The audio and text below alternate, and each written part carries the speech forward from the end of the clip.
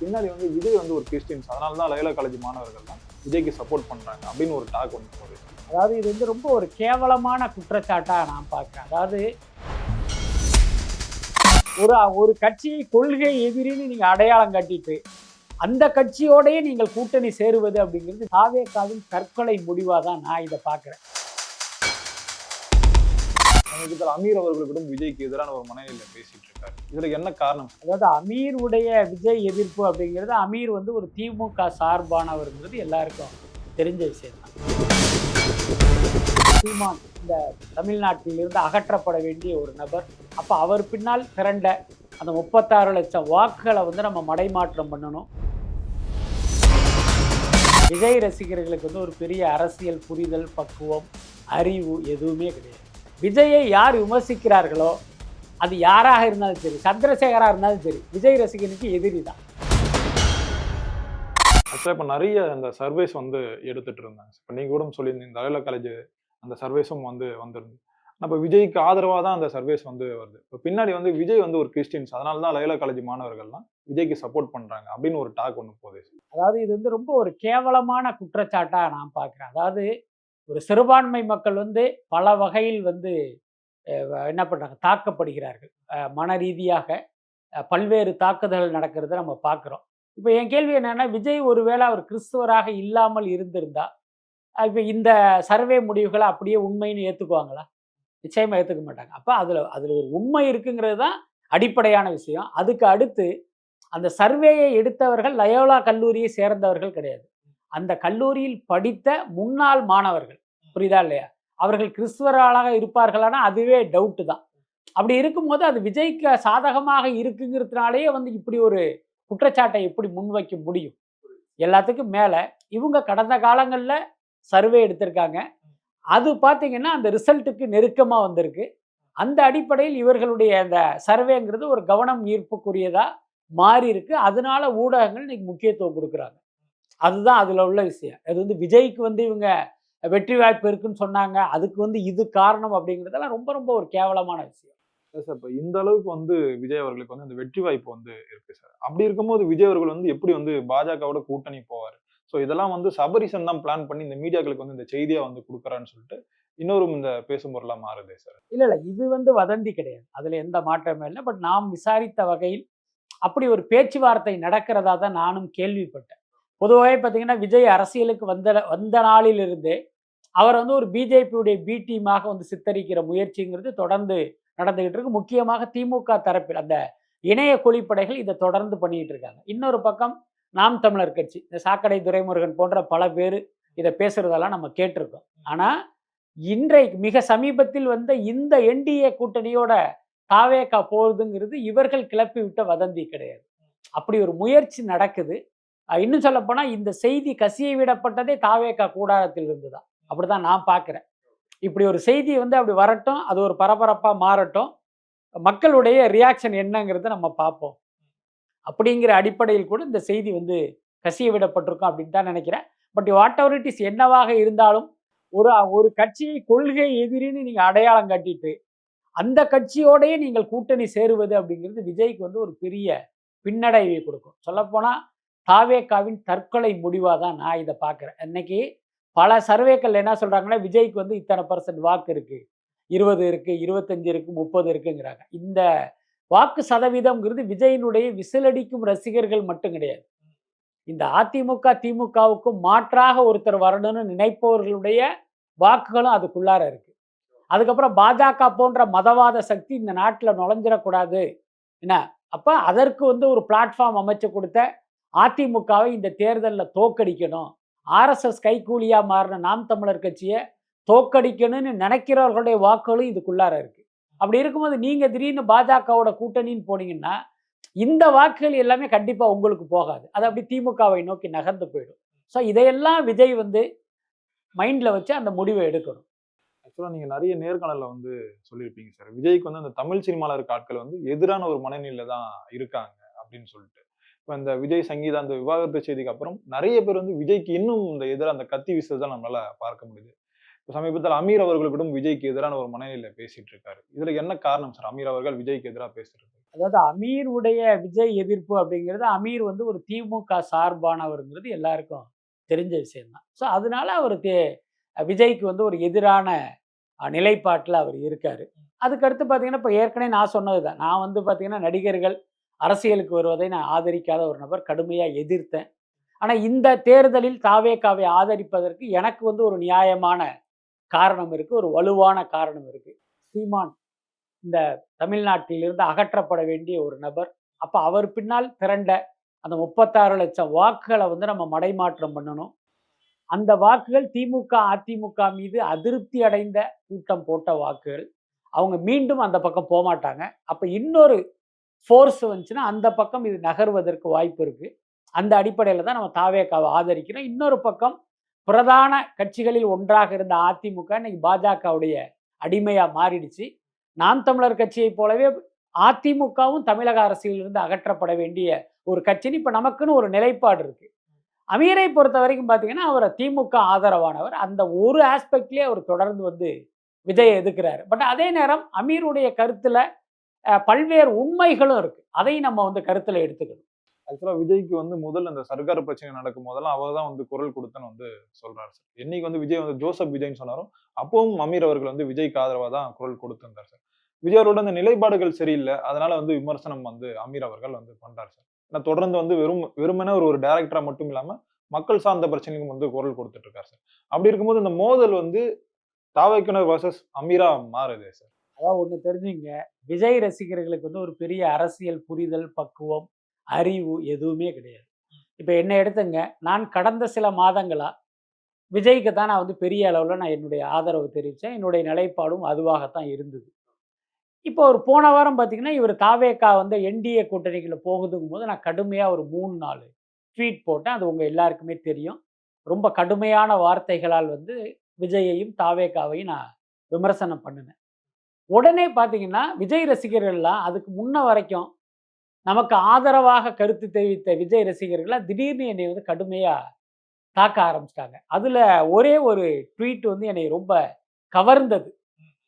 என்னை காயப்படுத்தியதா நான் எடுத்துக்க மாட்டேன். என்னை கவர்ந்தது. நான் என்ன சொல்லியிருந்தேன் அப்படின்னா, நீங்க வந்து கொள்கை தலைவர்களா அம்பேத்கர், பெரியார், அஞ்சலை அம்மாள், வேலு நாச்சியார், காமராஜர்லாம் பெரியார் இவங்களையெல்லாம் வச்சிருக்கீங்க. ஆனா நீங்க வந்து என்டிஏ கூட போயிட்டீங்கன்னா, எதிர்காலத்தில் இவர்கள் தான் உங்களுடைய கொள்கை தலைவர்களா இருப்பாங்க அப்படின்ட்டு சாவர்கர், அத்வானி, வாஜ்பாயி, அமித்ஷா, மோடி இவங்க படத்த வச்சு ஏஐல வந்து ஒரு படத்த கிரியேட் பண்ணி நான் போட்டேன். சொல்லப்போனா அது என்னுடைய கோபம். அதுக்கு ஒருத்தன் கமெண்ட் அடிக்கிறான், பின்லேடனை விட இவங்க வந்து உயர்ந்தவர்கள் அப்படின்னு அவன் கமெண்ட் அடிக்கிறான். அப்ப அவன் என்னவா பார்க்குறான்னா, என்னையே ஒரு ஐஎஸ்ஐஎஸ் தீவிரவாதியா அவன் பார்க்குறான். இவ்வளவுதான் விஜய் ரசிகர்களுடைய அறிவு அப்படிங்கிறது. அப்ப விஜயை யார் விமர்சிக்கிறார்களோ, அது யாராக இருந்தாலும் சரி, சந்திரசேகரா இருந்தாலும் சரி, விஜய் ரசிகனுக்கு எதிரி தான். புரியுதா இல்லையா? இப்ப சந்திரசேகர் விஜய் குறித்து விமர்சனம் பண்றாருன்னா எதுக்கு பண்ணுவாரு? தன் புள்ள நல்லா இருக்கணும். என்ன? தான் புள்ளைய வந்து ஒரு நல்வழிப்படுத்தணும்னு தானே அவர் விமர்சனம் பண்றாரு. ஆனா இந்த முட்டாள் ரசிகனுக்கு அதெல்லாம் தெரியாது. எங்க தளபதியை ஒருத்தர் விமர்சனம் பண்ணிட்டாரா, அவர் எங்க எதிரி தான். அப்படித்தான் அவன் பார்ப்பான். அப்படித்தான் அவன் என்னையும் திட்டுறான், அமீரையும் திட்டுறான். ஆனா இவன் பார்த்தீங்கன்னா, கொஞ்சம் ஒரு பக்குவப்பட்ட பார்வையோடு பார்த்தா, அடடா! இவர் சொல்றது கரெக்ட் தானே. இவர் சொல்றத நம்ம தளபதி கேட்டா நல்லா இருக்குமேன்னு அப்படி தோண ஆரம்பிச்சிரும். ஆனா இவர்களுக்கு அந்த அளவுக்கு பக்குவம் இல்ல. அதனால இவங்க அமீரை எதிர்ப்பதால அல்லது அமீரை விமர்சிப்பதாலேயே இவர்கள் செய்வது சரி, அமீர் செய்வது தப்பு அப்படிலாம் நம்ம எடுத்துக்க வேண்டிய அவசியம் இல்ல. எனக்கு தெரிஞ்சு பார்த்தீங்கன்னா, அமீர் வந்து இவர்களுடைய விமர்சனங்களை எல்லாம் ஒரு பொருட்டாவே எடுத்துக்க மாட்டாரு. இப்ப அவர் தான் வந்து தொடர்ந்து இந்த ஸ்டேட்டஸ்லாம் வந்து போட்டுட்டு இருக்காரு சார். அதனால தான் இந்த மாதிரியான இந்த மோதல் வந்து நடைபெறுது. ஆனா விஜய்ன்னு பெயர் சொல்லாம வந்து இந்த விமர்சனத்த வந்து பண்ணிட்டு இல்ல இருக்காரு. அது அவசியம் இல்ல. அதாவது உங்களுக்கு பிடிக்கிறதோ, பிடிக்கலையோ, விஜய் வந்து அரசியலுக்கு வந்துட்டாரு. அவரை மக்களுக்கு பிடிக்குதோ, இல்லையோ அதை வைத்து தான் அவருடைய அரசியல் எதிர்காலம். அதுக்கு அடுத்து இன்னைக்கு விஜய் யாருன்னா, அவர் ஒரு கட்சியின் தலைவர். ரைட்டா? அவர் வந்து அவருக்குன்னு ஒரு நிலைப்பாட்ட வச்சு அவருடைய அரசியல் பயணத்த மேற்கொள்றாரு. அப்ப நீங்க விமர்சனம் பண்ணலாம். அந்த விமர்சனத்துக்குள் பார்த்தீங்கன்னா, விஜய அழிச்சிறணும், அல்லது விஜயினுடைய அரசியல் எதிர்காலத்த முடக்கிடணும் அப்படிங்கிற அந்த நோக்கம் அவசியம் இல்லைன்னு நான் நினைக்கிறேன். அதே நேரம் விஜய் வெற்றி அடைந்து ஒரு முதல்வராகவோ, அமைச்சராகவோ, எம்எல்ஏவாகவோ இருக்கும்போது அவருடைய ஒவ்வொரு செயலும் விமர்சனத்துக்கு உட்பட்டது தான். அவரை கேள்வி கேட்கிற உரிமை நமக்கு இருக்கு. ஆனா ஒரு கட்சி தலைவரா இருக்கிற விஜயை பார்த்துட்டு நீங்க ஏன் பிரஸ் மீட் வைக்கல? நீங்க ஏன் இது பண்ணல அப்படின்னு நம்ம வந்து கேட்க வேண்டிய அவசியம் இல்லைன்னு நினைக்கிறேன். இப்ப வரைக்குமே விஜய சுத்தி தான் அந்த தமிழக அரசியல் வந்து நடந்துட்டு இருக்கு சார். இப்போ வந்து தேர்தல் ஆணையம் வந்து தமிழ்நாட்ட வந்து கையகப்படுத்தி இருக்காங்க. இதுக்கப்புறம் விஜய் அவரோட இந்த நிலைப்பாடுகள் வந்து எப்படி சார் இருக்கும்? அதாவது நேற்று வரை அதாவது இந்த தேர்தல் தேதி அறிவிக்கப்படுவதற்கு முன்பு வரை ஒரு கூட்டமா இருக்கட்டும், எதுவாக இருக்கட்டும், தமிழக காவல்துறை கிட்ட போய் நீங்க நிக்கணும். அவங்க வந்து 5000 பேருக்கு மேல அனுமதி இல்ல, 4900 பேருக்கு அனுமதி இல்லைன்னு சொல்லுவாங்க. திமுக காரங்க போனாங்கன்னா, நீங்க 10,00,000 பேர் கூட வரலான்னு அனுமதி குடுப்பாங்க. அதுதான் நிலவரம். இப்ப தேர்தல் தேதி அறிவிக்கப்பட்டதால், கண்ட்ரோல் வந்து தேர்தல் ஆணையத்துல போயிடுச்சு. அப்ப நீங்க நேரா வந்து அவங்க கிட்ட பர்மிஷன் வாங்கிட்டு, நீங்க நெனச்ச மாரி ஒரு கூட்டத்தை நடத்திட முடியும். ஸோ இத வந்து ஒரு நல்வாய்ப்பா பயன்படுத்தி ஏன்னா இத்தனை நாள் விஜய் முடக்கப்பட்டிருந்தார். அவரால அவர் நெனச்ச இடத்துக்கு முடியல. கரூர்ல ஒரு சம்பவம் நடக்குது. அவங்கள போய் பார்க்கணும்னு சொல்லும்போது விட மாட்டேன்றாங்க. நீங்க போனீங்கன்னா திருப்பி ஒரு அசம்பாவிதம் நடக்குன்னு அவர முடக்கி போட்டாங்க. அதெல்லாம் நம்ம பார்த்துட்டு தான் இருக்கோம். இப்ப வந்து அந்த மாதிரியான கட்டுப்பாடுகள் கிடையாது. அதே நேரம் விஜய்க்கு பார்த்தீங்கன்னா, இதுதான் ஒரு கூடுதல் பொறுப்பை குடுக்குற அ சம்ப இதா பார்க்குறேன். சந்தர்ப்பமா. என்னன்னா, நம்மள தான் யாருமே கேட்க முடியாதே. தேர்தல் ஆணையம் சொல்லிட்டா போதும்ன்ட்டு நீங்க போயிடக்கூடாது. இன்னும் கவனத்தோடு உங்களுடைய பயணத்த வந்து நீங்க திட்டமிடணும். ஏன்னா, மறுபடியும் அப்படி ஒரு அசம்பாவிதம் நடந்தால் நீங்க என்ன பண்ணுவீங்க? அதனால விஜய் வந்து கொஞ்சம் பொறுப்புணர்வோடு செயல்படணும். ஆக்சுவலா அந்த திருச்சியில வந்து இந்த மண்டல மாநாடு வந்து நடக்கிறதா வந்து கேள்விப்பட்டோம் சார். இப்ப அந்த ஏற்பாடுகள் வந்து எப்படி சார் இருக்கும்? ஏன்னா ஏற்கனவே வந்து 2 மண்டல மாநாடு வந்து நடத்துனாங்க. அங்க அந்த உயிர் சேதங்கள்லாம் ஏற்பட்டது. இப்ப இதுக்கப்புறம் இந்த மாரி ஏதாவது ஒண்ணு நடந்துச்சுன்னா, விஜய் அவர்கள் இதுக்கப்புறம் இந்த மண்டல மாநாடுன்றது வந்து நடக்காதுன்னு வந்து சொல்றாங்க. அதாவது பார்த்தீங்கன்னா, இப்ப தேர்தல் தேதி அறிவிச்சாச்சு. இனிமே இந்த மண்டல மாநாடு நடத்துவதற்கு வாய்ப்பு இல்ல. அதான் என்னுடைய கணிப்பு. ஏன்னா, இப்ப நீங்க 234 தொகுதியையும் கவர் பண்ணணும். அப்ப நீங்க ஒரு பிரச்சாரத்த தொடங்கி தமிழ்நாடு முழுக்க ரவுண்ட் அடிப்பதற்கே இப்ப அவகாசம் பத்தாது. அப்படி இருக்கும்போது நீங்க ஒரு குறிப்பிட்ட இடத்துல மட்டும் மாநாடு நடத்துறது அப்படிங்கிறது, அங்க வந்து உங்களுக்கு ஒரு பெரிய ஃபோக்கஸ் கிடைக்கும். மத்த இடத்துல பார்த்தீங்கன்னா, நீங்க வரவே மாட்டீங்க. அப்ப தேர்தல் நேரத்துல விஜய் வருவாரு அப்படின்னு ஒரு கூட்டம் காத்துக்கிட்டு இருக்கு. அவங்களுக்கு ஏமாற்றம் ஆயிடும். அதனால எனக்கு தெரிந்து அப்படி ஒரு மாநாடு நடக்காதுன்னு தான் நினைக்கிறேன். ஏன்னா, இப்ப தேர்தல் தேதி அறிவிச்ச பிறகு ஒவ்வொரு நிர்வாகியுமே பிஸி ஆயிடுவாங்க. அப்ப அந்த தொகுதியில அவன் கவனம் செலுத்தணும். அங்கு ஓட்டு வாங்கணும். அதுதான் அவனுடைய முக்கிய பிரச்சனை. அவன் வந்து அந்த வேலையெல்லாம் விட்டுட்டு திருச்சியில மாநாடு நடக்குதுன்னா, அங்க வந்து மாசக்கணக்குல உட்கார முடியாது. அதனால எனக்கு தெரிந்து அப்படி நடப்பதற்கு வாய்ப்பு இல்ல. விஜயினுடைய அடுத்த இலக்குங்கிறது தொகுதி வாரியான ஒரு சுற்றுப்பயணமா தான் இருக்கும். பட் அது நடைமுறையில அது எப்படி சாத்தியம்ங்கிறது தெரியல. ஏன்னா திருவாரூர், நாகப்பட்டினம், திருச்சியெல்லாம் போகும்போது எவ்வளோ பெரிய கூட்டம் வந்ததுங்கிறத பார்த்தா, அதே ஆபத்து இப்பயும் நடப்பதற்கு வாய்ப்பு இருக்கு. அதனால விஜய் வந்து இந்த விஷயத்தை எப்படி கையாள போறாருங்கிறது தெரியல. ஆக்சுவலா விஜய் அவர்களுக்கெல்லாம் வந்து எங்கருந்து இந்த காசு வருதுன்னு வந்து தெரியல.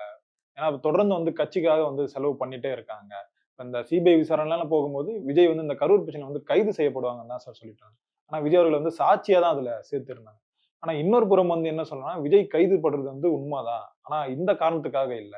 இந்த செலவுகள்லாம் எங்கருந்து பண்றாரு? அவர்கிட்ட இருந்து எங்கருந்து காசு வருது? சோ இதன் காரணமா கைது செய்யறதுக்கான வாய்ப்பு இருக்குன்னு வந்து சொல்றாங்களே. இதெல்லாம் பார்த்தீங்கன்னா, ஒரு அபத்தமான, முட்டாள்தனமான கருத்து. இது போன்ற கருத்துக்களை எல்லாம் எந்த முட்டாள் சொல்றாங்கன்னு எனக்கு புரியல. முதல்ல தெரிஞ்சுங்க, ஒவ்வொரு கட்சிக்குமே பணம் எங்கிருந்து வருது வருது, எப்படி செலவு பண்றாங்கங்கிற கேள்வி யாராவது கேட்குறாங்களா? இப்போ உதாரணத்துக்கு விஜய் வந்து கடைசியாக வாங்கினது ரூ. 220,00,00,000 சம்பளம். அவருடைய ஒவ்வொரு படத்துலயும் பார்த்தீங்கன்னா, கிட்டத்தட்ட இதுதான். இந்த மாரி தான் 150, 175, 100 கோடின்னு தொடர்ந்து சம்பளம் வாங்கிட்டு இருக்காரு. விஜயினுடைய சொத்துங்கிறது 1000 கோடிக்கு மேல இருக்கும். அப்ப அவருக்கு இப்ப செலவு பண்றதெல்லாம் ஒரு பிரச்சனையே இல்ல. ஆனா, நாம் தமிழர் கட்சி யாராவது கேள்வி கேட்கிறாங்களா? அவருக்கு என்ன வருமானம்? எத்தன படத்த இயக்கிட்டாரு? எத்தன படத்துல நடிச்சுட்டாரு? இல்ல சார். என்ன அவங்க வந்து மக்கள் கிட்ட காசு எந்த வாங்குறாங்க. மக்கள் கிட்ட காசு வாங்குனாங்க? அவங்கள ஏன் கேட்க மாட்டேன்றாங்க? ஏன் விஜய் பத்தி கேட்கணும்? அதாவது நீங்க ஒரு கேள்வி எழுப்புறீங்க. செலவு பண்றதுக்கு உங்களுக்கு ஏது பணம்? அது ஒரு நல்ல கேள்வி தான். அப்ப இந்த கேள்வி எல்லாருக்கும் தானே பொருந்தணும். ஏன் ஒருத்தர பார்த்து கேட்குறீங்க? இத்தனைக்கும் உங்களுக்கு தெரியும், இவரு படத்துக்கு படம் எத்தன கோடி சம்பளம் வாங்குனாருங்கிறது தெரியும். அப்ப அத எப்படி நீங்க கேள்வியா எழுப்பலாம்? அதுவே தப்பு. அதுக்கு அடுத்து பார்த்தீங்கன்னா, இவருக்கு வந்து கிறிஸ்துவ மிஷனரிகள் வந்து பணம் குடுக்குறாங்க. அதாவது இந்த கேள்விக்கு இவங்களே ஒரு கேள்வியை எழுப்புவாங்களாம். அப்புறம் இவங்களே அதுக்கான பதிலையும் சொல்லுவாங்களாம். கிறிஸ்துவ மிஷனரிகள் நெறைய பணம் குடுக்குது. ஜேபிஆர் காலேஜ்ல குடுக்குறாங்க. ஸோ இந்த மாரியெல்லாம் பார்த்தீங்கன்னா, விஜயை பார்த்தீங்கன்னா கேவலப்படுத்துகிற வதந்திகள வந்து ஒரு குரூப் கிளப்பி விட்டுக்கிட்டே இருக்காங்க. அதுக்கப்புறம் இந்த கரூர் சம்பவம். கரூர் சம்பவத்தில என்னன்னா, ஒரு விபத்து நடந்திருக்கு. அந்த விபத்து விஜயினுடைய வருகையால் நிகழ்ந்தது. அப்ப அவருடைய பாயிண்ட் ஆஃப் வியூல என்ன அப்படிங்கிற ஒரு தகவலை கேட்பதற்காக விசாரணைங்கிற பேர்ல அவர கூப்பிட்டாங்க. ஏன்னா 41 பேர விஜய் என்ன கொலையா பண்ணிட்டாரா அவர கைது பண்றதுக்கு. இது வந்து இவர்களுடைய ஆசை. ஏன்னா இது இந்த இத்தனை பேருக்குமே சாவுக்கு இவர் தான் காரணம், இவரை கைது பண்ணணும், இதன் மூலமாக தாவேகாவை முடக்கணும்னு யாரெல்லாம் ஆசைப்படுறாங்களோ அவர்களுடைய ஆசை தான் இது. அதுக்கப்புறம் என்ன சொல்றாங்க, அமலாக்கத்துறை மூலமா இதை கைது பண்ணுவாங்க. நான் கேட்கிறேன், இந்த மாதிரியான ஒரு முட்டாள் எவனாவது சொல்லுவானா? இங்க நடக்கிற விசாரணைங்கிறது சிபிஐ விசாரணை. கரூரில் நடந்த 41 பேர் உயிரிழப்பு குறித்த விசாரணை. அது உள்ளார போய் உனக்கு தேர்தலுக்கு செலவு பண்றதுக்கு பணம் ஏது அப்படின்னு அரெஸ்ட் பண்ணுவாங்களா? இதெல்லாம் ரொம்ப கேவலமா இருக்கு. அதனால இந்த மாதிரியான இதெல்லாம் நம்ம பொருட்படுத்த வேண்டிய அவசியம் இல்ல. பொறுத்திருந்து பார்ப்போம் சார் என்ன நடக்குதுன்னு. நேரம் கொடுத்ததுக்கு நன்றிகள் சார். நன்றி.